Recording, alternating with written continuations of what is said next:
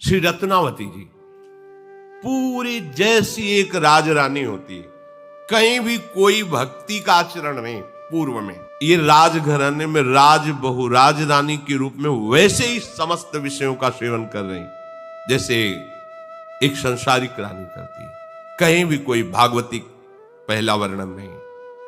आमेर के राजा मान सिंह जी, उनके छोटे भाई माधव सिंह जी, उनकी रानी थी रत्नावती जी। इनके समीप एक दासी सेवा करती थी जो निजंग सेवी थी। इनकी जो निज दासी है, कई प्रकार की दास दासियां होती, तुम्हारा यहां तक केवल सेवा में प्रवेश, तुम्हारा यहां, वो निज जो उनके जैसे शयन कर रही तो चरण चाप रही, ऐसी निज सेविका। वो वृंदावन से अपने चित्त को जोड़े हुए थी बचपन से।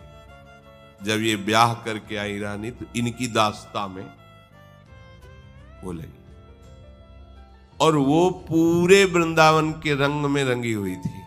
बाहर से दासी भाव, सेवा में संसारिक, अंदर से पूरे लाल बिहारी के अनुराग में डूबी हुई। वो उनके जैसी शरीर सेवा में होती तो कभी कभी रहा नहीं जाता, लंबी सांस लेके हा नवल किशोर, हा नंद किशोर, हा वृंदावन चंद, और आंसू गिरने। रानी ऐसी दिखती, ये क्या है?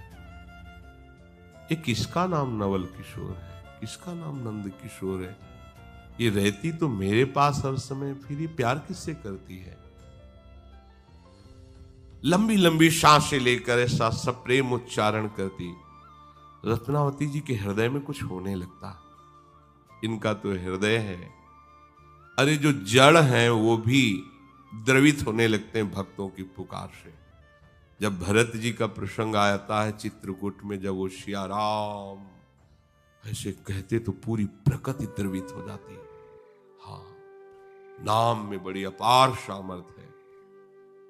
उनके हृदय में ऐसी एक विकलता सी होती कि क्या है, बहुत अच्छा लगता, नाम सुनना अच्छा लगता, चित्त में एक विशेष आकर्षण होता। और ये वो नहीं जानते थे कि ये भगवान नाम है, ये भगवत प्रेम है, ऐसा कुछ नहीं, पर एक आकर्षण। वृंदावन चंद, नवीन किशोर, ऐसे यहां ब्रज के जो प्रभु के नाम है वो ऐसे, जैसे शास्त्रीय नामों में पुराण पुरुषोत्तम भगवान ऐश्वर्य, यहां लाल बिहारी, नंद किशोर, ऐसे बहुत प्यारे दुलारे माधुर्य रस से भरे हुए प्रभु के इन नामों की मिठास तो जो ब्रज उपासना में है, उन यहां तक कि प्रभु को स्वयं बहुत इधर की लीला प्रिय, जिसे द्वारिका में है, जगन्नाथपुरी में, ये प्रभु ही है, श्री कृष्ण है। पर इस लीला को सुन करके, इन भावों को सुन करके वो भी प्रेम विकल हो जाते हैं। नामोच्चारण करना ये भक्त का प्रधान लक्षण है।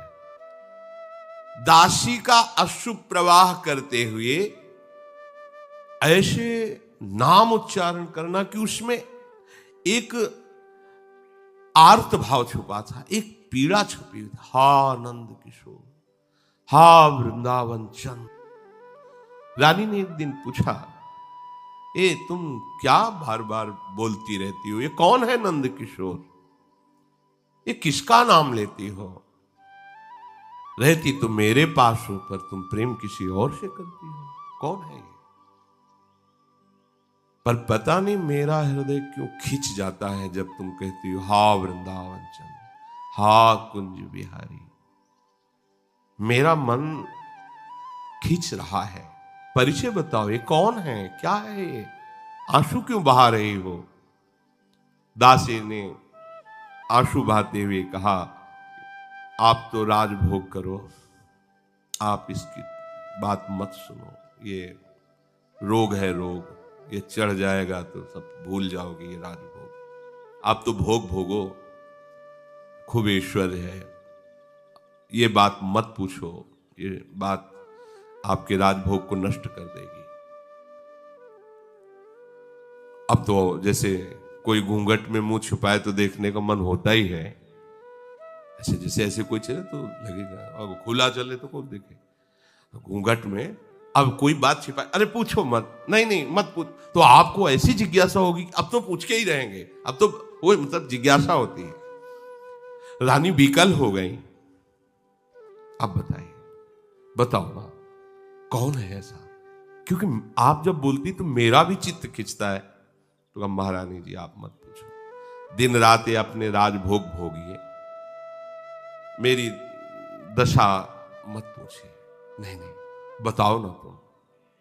तो मेरे ऊपर तो वृंदावन की संतों की कृपा हुई है। वृंदावन जाती थी, सत्संग करती थी, और प्रभु के नाम का परिचय संतों से मिला, उनके रूप का परिचय मिला। जब से रसिक नरेश वृंदावन रसिकों की कृपा हुई, तब से ये नाम भगवान का नाम है नंद किशोर।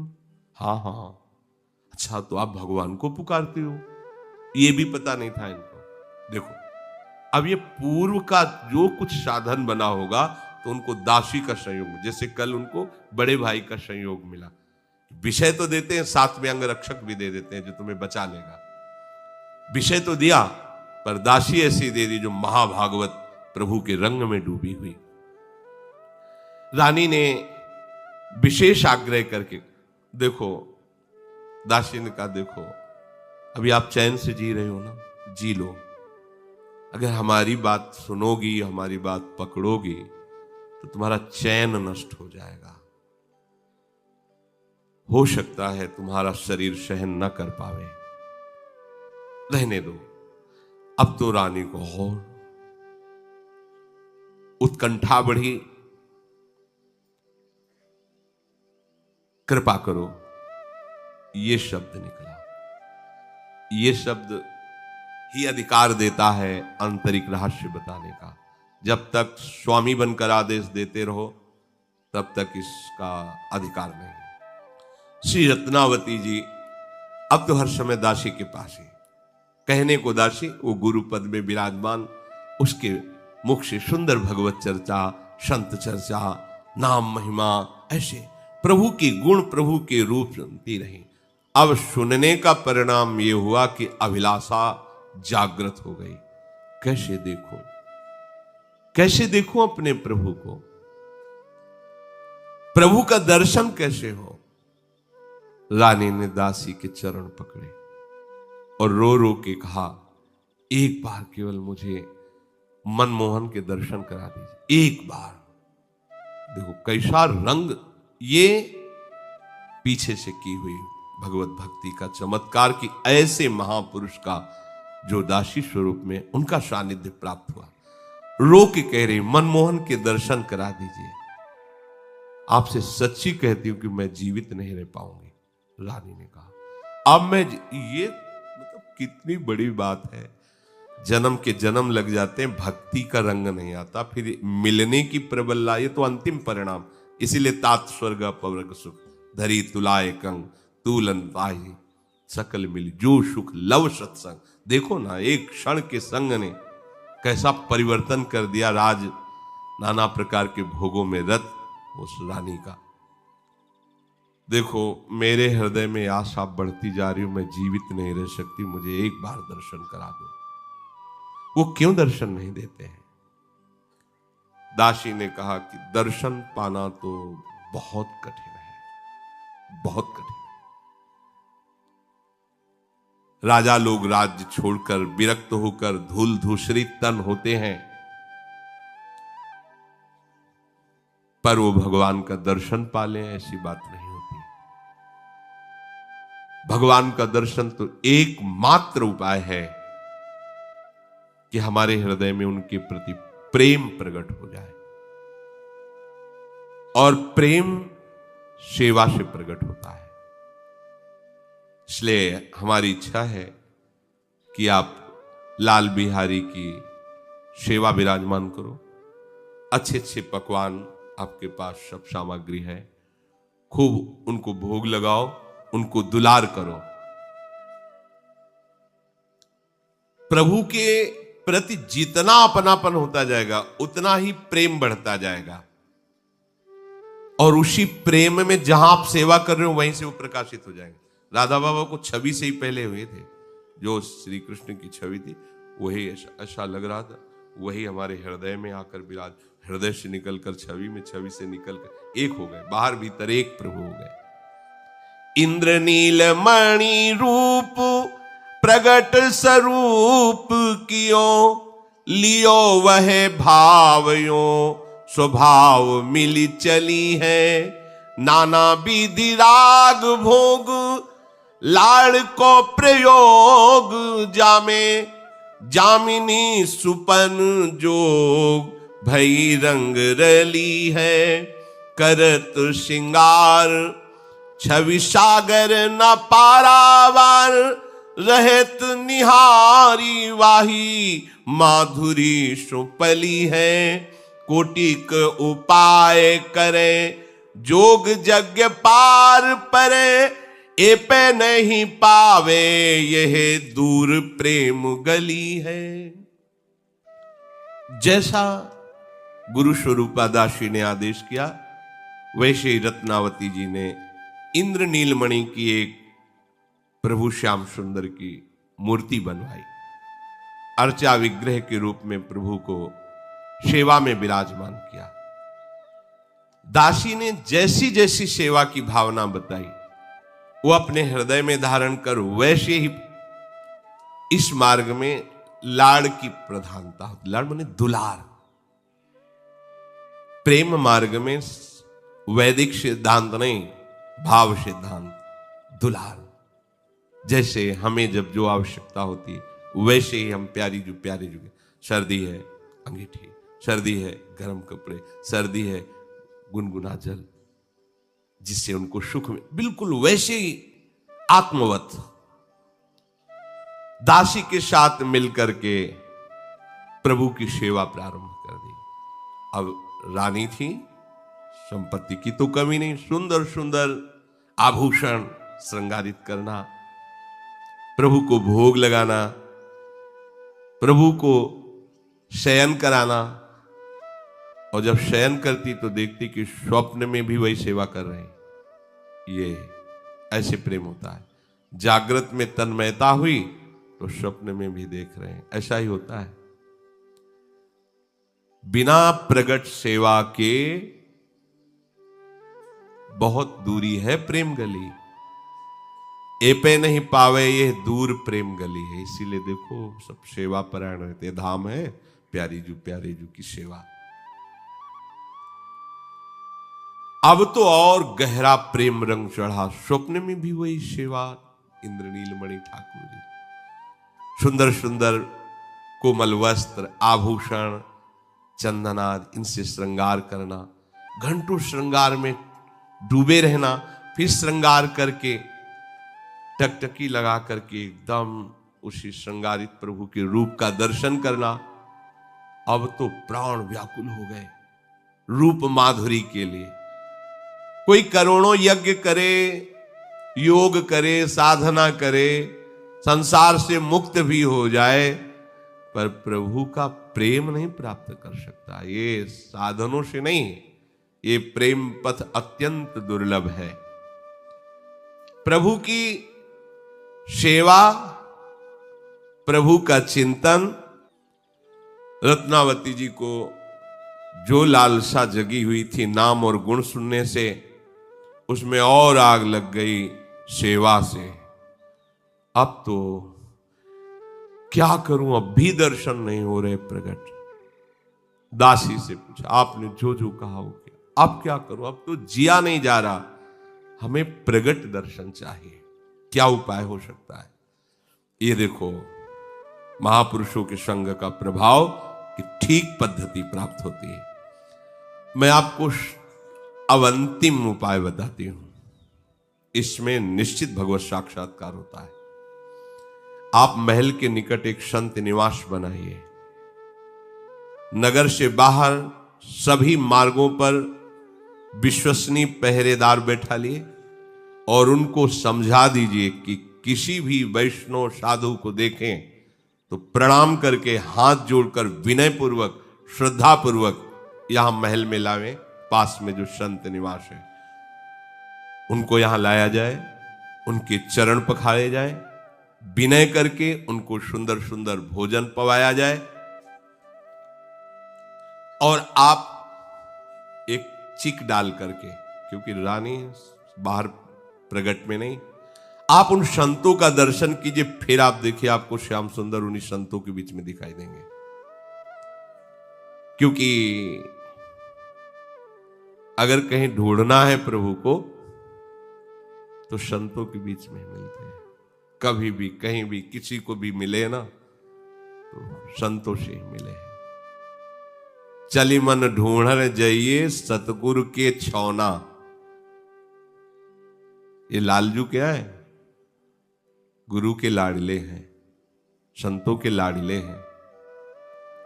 सिर के साटे पाइए ये राम खिलौना। देहाभिमान छोड़कर सदगुरु के हाथ बिक जाओ तो ये उनके छौना है, आपके खिलौना बन जाएंगे। प्रेम जंजीर जराए के गही राखो भाई, इन संतन के मोहते मिली है रघुराई।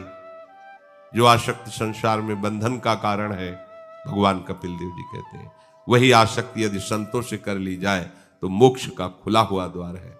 जो मोह संसार के बंधन का हेतु है, श्री मलुकदास जी कह रहे हैं, प्रेम जंजीर जराए के गही राखो भाई, इन संतन के मोहते मिली है रघुराई।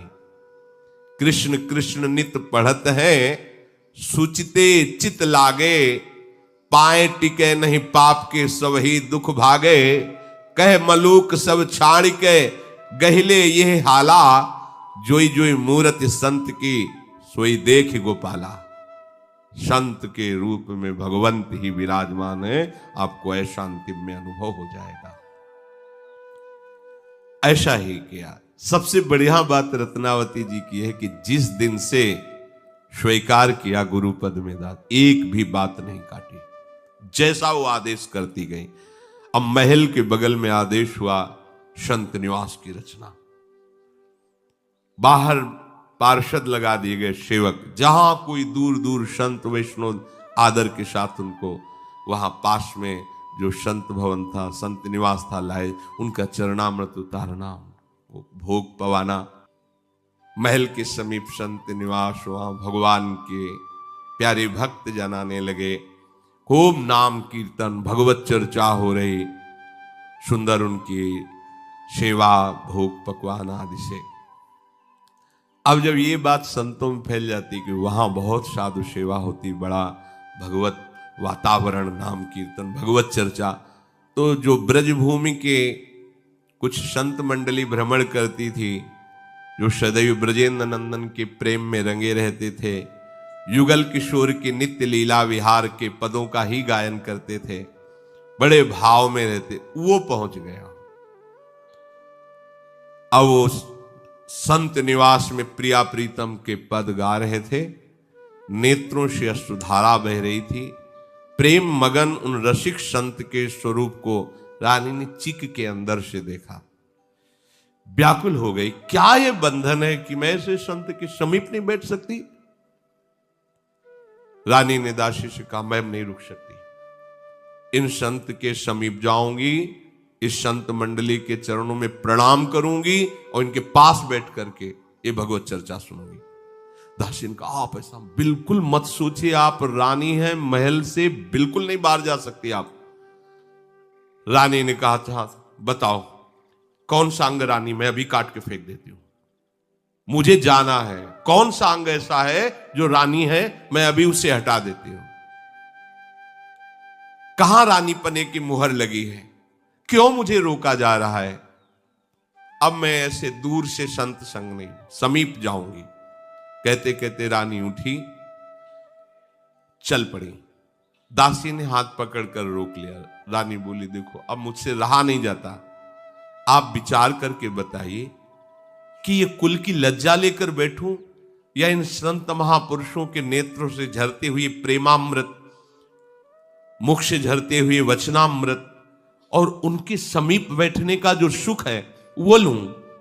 अब मुझसे नहीं रहा, ये दुख नहीं सहा जाएगा, मैं उनके सानिध्य को नहीं छोड़ सकती। रत्नावती जी ने अपनी दासी गुरु से कहा,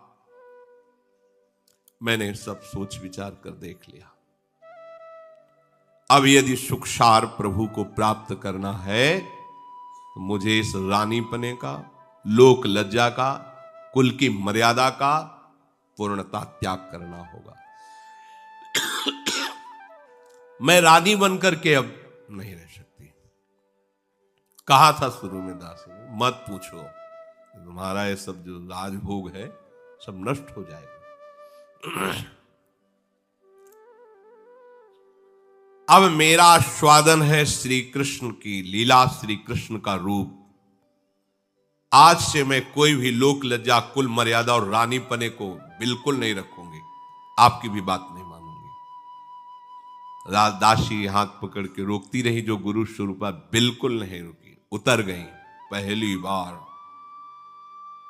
राजमहल से ऐसे, वो तो कदम पे पालकी, हजारों सैनिक ऐसे चलते थे, अकेले जा रही है, जहां संत समाज विराजमान, पद गायन हो रहा है, पीछे पीछे दासी भयभीत होके ये क्या हो रहा, मतलब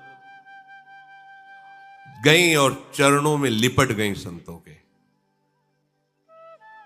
प्रार्थना की, आज हम अपने हाथ से परोस परोस कर आप सब संतों को पाएंगे।